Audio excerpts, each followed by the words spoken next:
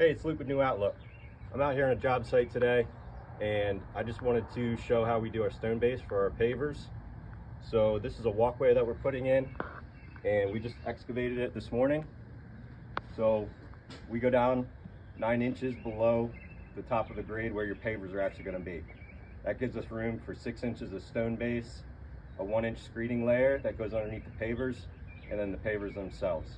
So we have this walkway excavated down 9 inches below where we want the top of the pavers, and then we're going to use this compactor right here.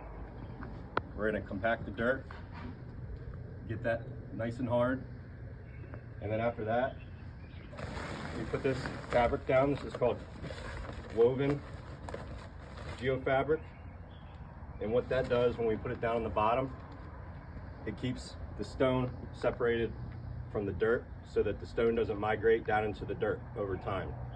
And it also gives support on the sides to help hold the stone in so that the stone doesn't push out to the sides.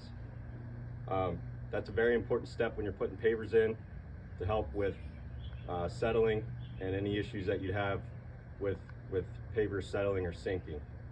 So then after we put this after we compact, we're going to put the fabric down, and then we're going to put 6 inches of stone base in.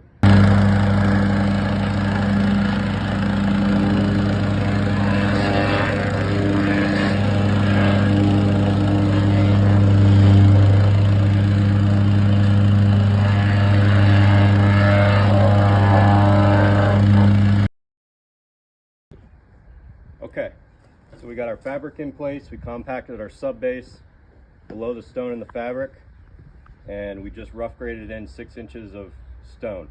So the next step is going to be to compact this, and then we'll go back over it with some poles and some levels to fine tune it, make sure it's level side to side and it's sloping away from the house a little bit.